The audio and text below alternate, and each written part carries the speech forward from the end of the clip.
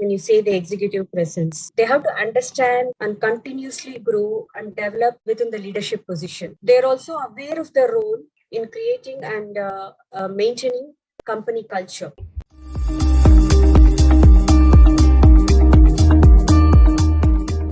How do you make your presence felt at senior levels when you've had to work? And what are your views on executive presence?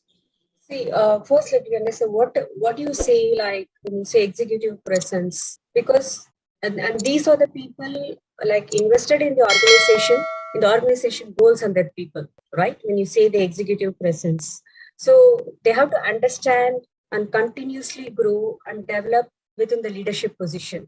They're also aware of their role in creating and maintaining company culture. For example, you take our company. Okay, it's a very culture-oriented company.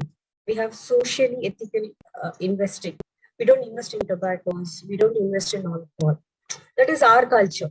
What happens is you'll become more competitive in this field when you have the executive presence against the competitors. Actually, this is a differentiating factor between high-performing organizations and the competitors.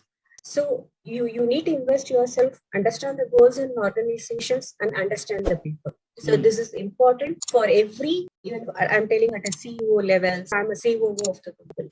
So this is important as you need to invest and grow with the organization goals and with the culture.